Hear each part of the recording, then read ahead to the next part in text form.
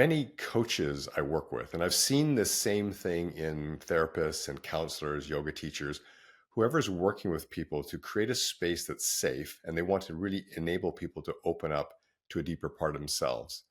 The assumption that's being made is that if I'm present and I'm here and I'm listening, that by default, this is a safe space. So I'm not saying that that's not true, but that assumption is problematic because in transformational work, we want to create a space that is so safe that a person is willing to open up to the deepest part of themselves, both the shadow and the light, to get really real and honest with themselves, and to potentially do that with you. And that takes a certain kind of a safe space, one that is profoundly deep in its safety. And that one is not something we can just assume is going to be there by default. It's something that we have to consciously create. And there are both explicit and implicit elements to that. Explicit, I mean the things we say, and implicit is the unspoken. And perhaps that's even the most powerful part of the whole thing is what's unspoken, those subtle cues that we give off that say whether our space is truly a safe space or not. So in this video, I would just like to explore that question with you around what does it take to create a safe space, one that is so safe that a person will be willing to open up the deepest parts of themselves to you. Hello, I'm Leon VanderPol, and welcome again to the Deep Coach channel, where we talk about all things related to the grand journey of human awakening and transformation and how we support that in ourselves and in each other. Because the journey of transformation is truly its own kind of unique experience within the life of a human being. And how we support it can be very different than how we support change processes in other contexts. So as I mentioned, safety is a big part of this, and safety and trust are interwoven. I mean, they're of each other. There cannot be safety without trust and trust without safety. So really, we're looking at the combination of these two things, how you create enough safety and trust in other people so that they're willing to open their lives to you, the deepest part of themselves to you, and not just to you, but really to themselves as well, because they're learning to become really raw, vulnerable, and honest with themselves. And for many people, this may be the first time that they're doing this with another person in a kind of partnership. So how we create that fabric of safety, that's absolutely essential. And it's a deep and kind of profound sense of safety that they have to experience with you. So what you're actually creating is what's called a relational field. It's a relationship, yes, between two people or more if you're doing group work. The relational field is there. That's the other piece, the field. And I call that field the field of possibility or potentiality. And safety, feeling safe, is what allows that field to really flourish within the partnership that is unfolding there. Because that field carries something. It carries something that is not yet seen, not yet known necessarily, but it's emergent. And the more people can relax into safety and trust with you, the more that which is trying to emerge really can emerge.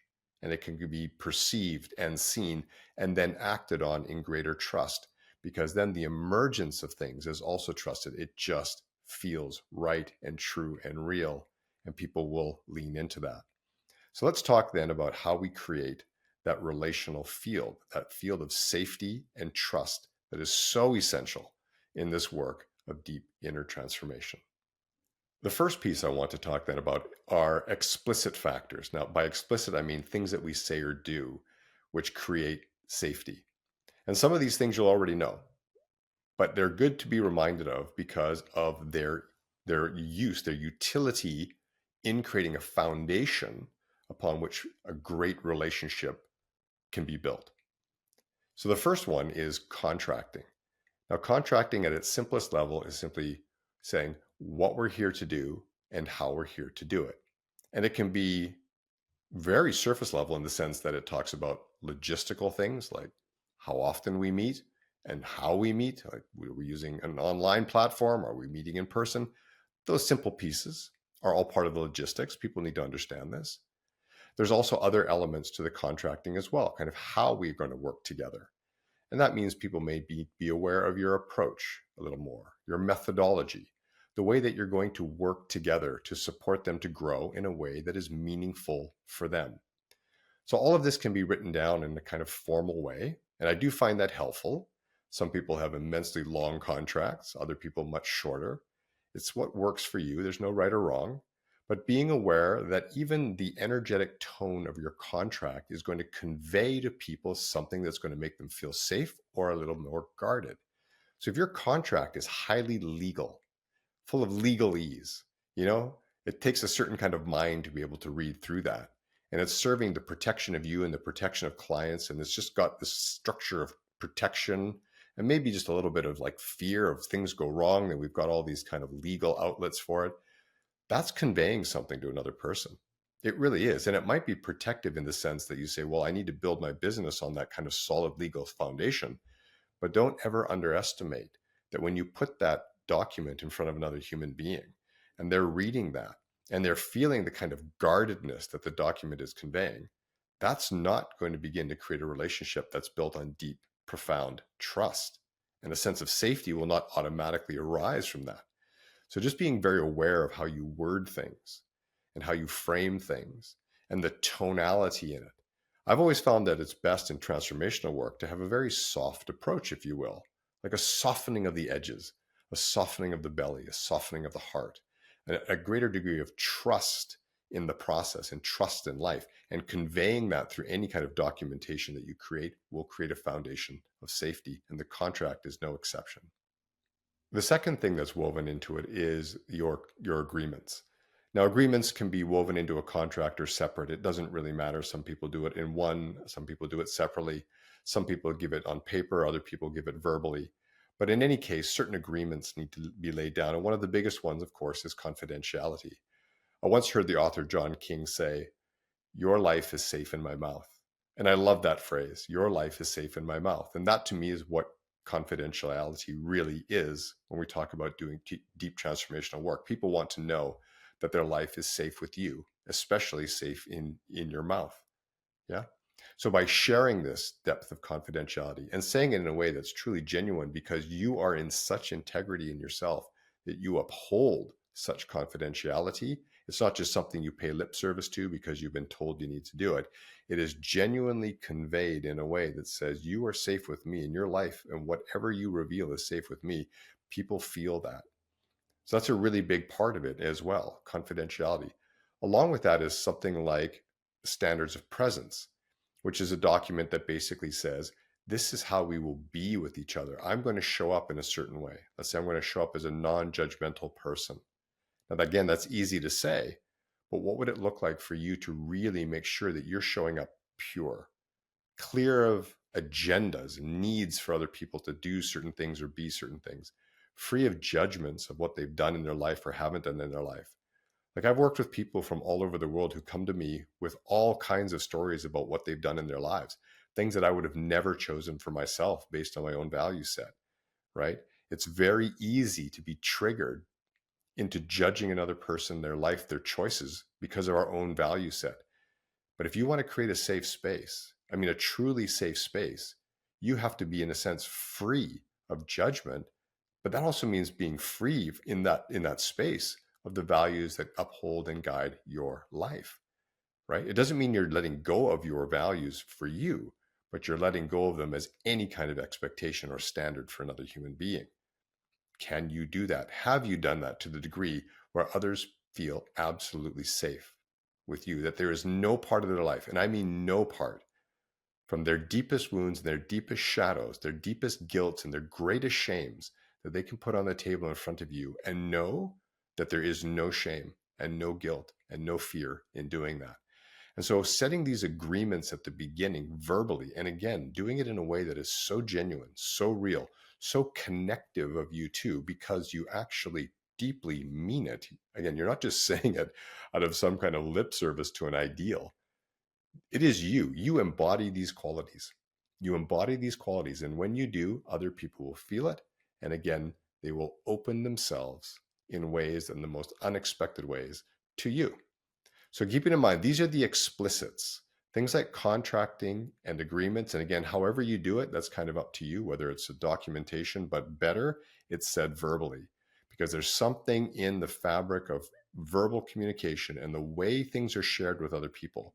When it comes from the depth of you, when it's genuine and heartfelt and it's held and it's felt, that's when safety, that fabric of safety, really takes shape.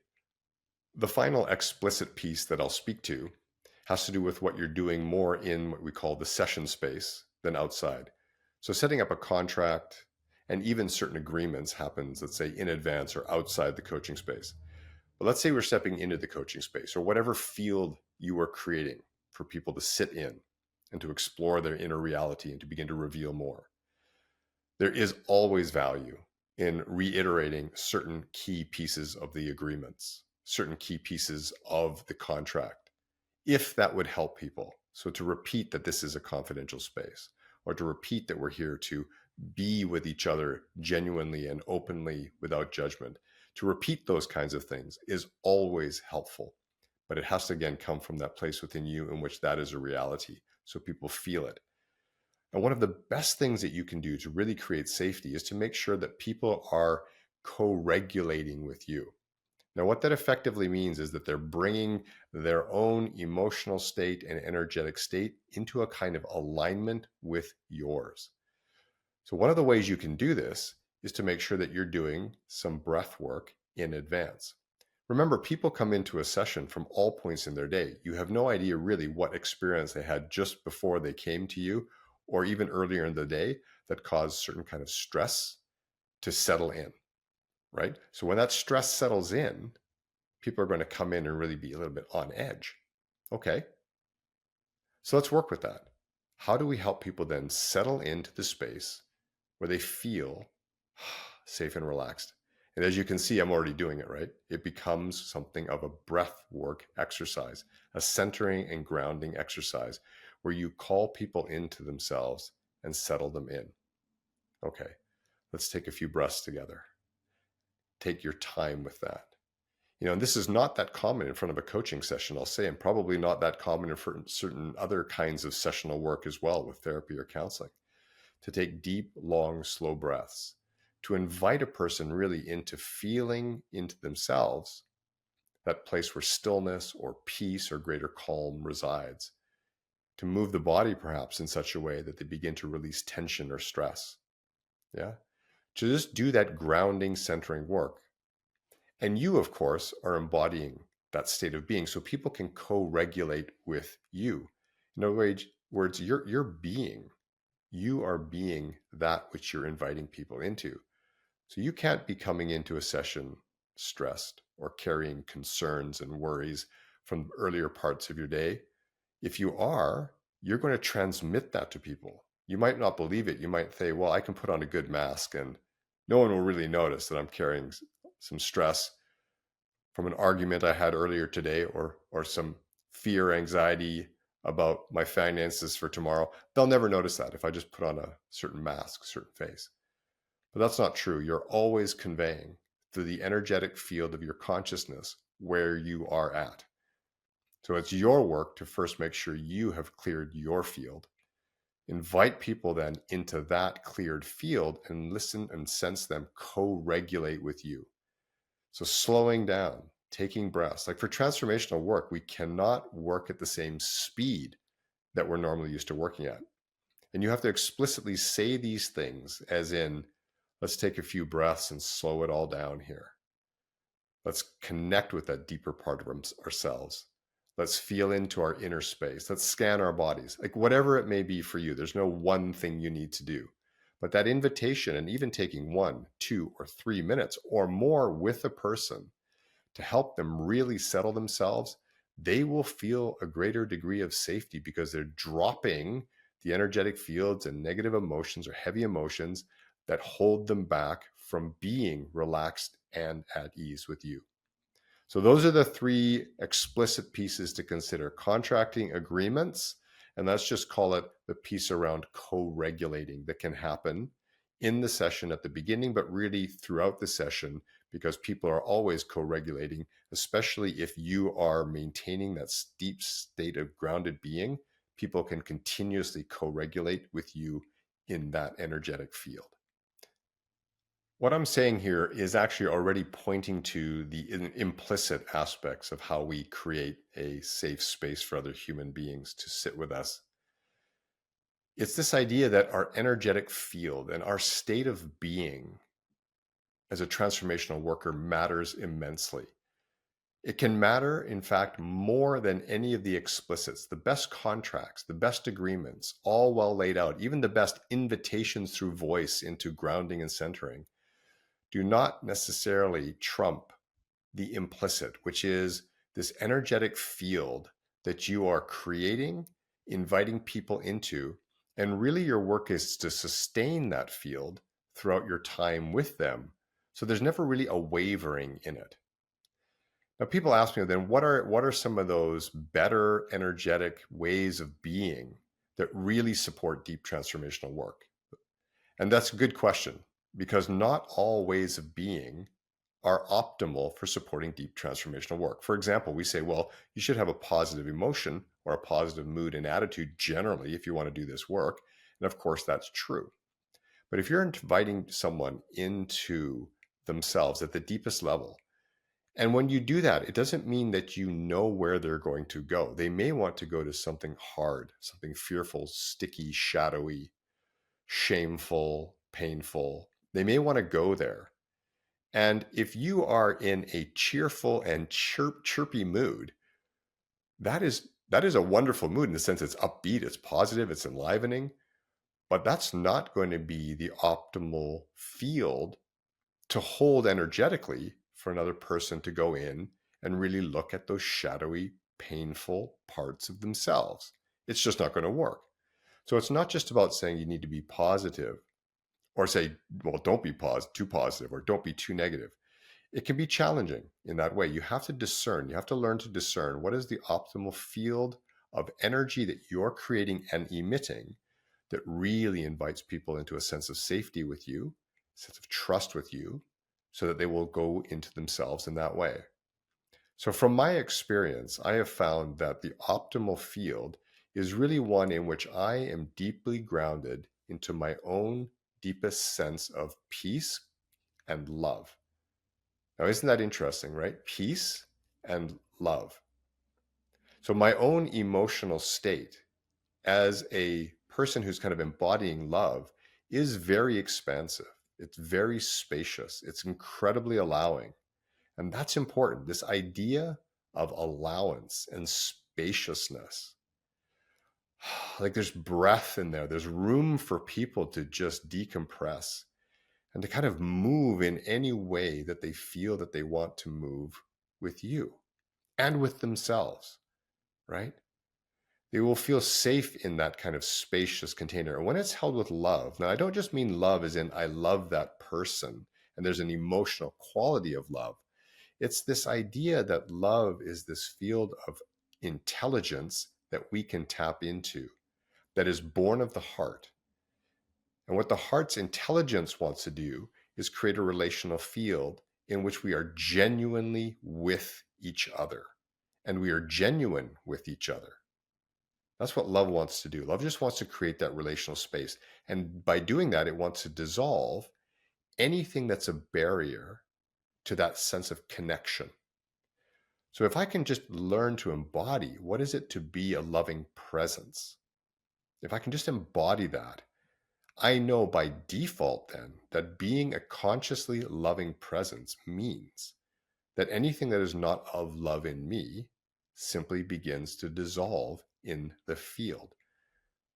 But that means I need to be a spacious one.